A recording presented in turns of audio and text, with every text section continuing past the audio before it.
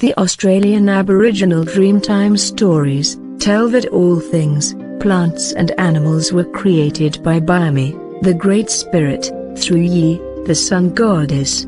The animals came to being after Yi, on Bayami's instructions, went into the dark caves, and her radiant light turned the shapes of rocks into animals. Now no one knows what shapes the animals had when they were first created.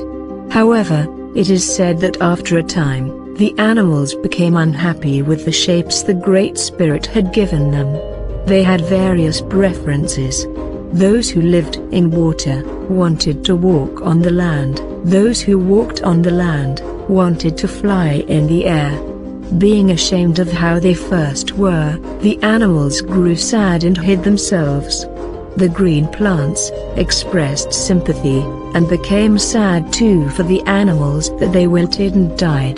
The Sun Goddess looked down from the sky and saw the depth of despair and unhappiness. She came down to the earth and asked what could be done to make the animals happy again. The kangaroo spoke up that he wanted strong legs so he could hop, and a long tail so he could balance himself. The bat said he wanted wings so he could fly like a bird.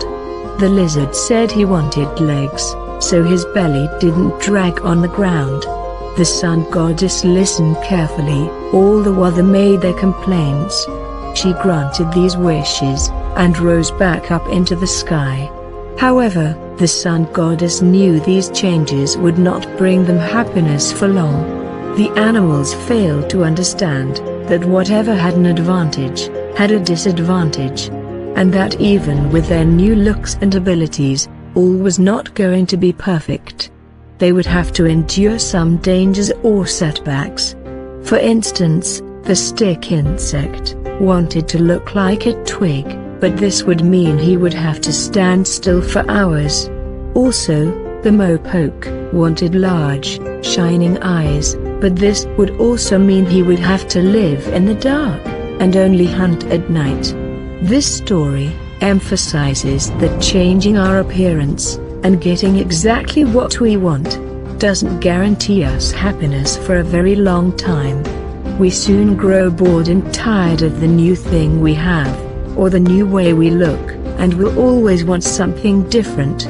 Long-term happiness is better achieved if we bother more about the way we think and behave, the way we are inside, than about changing how we look on the outside.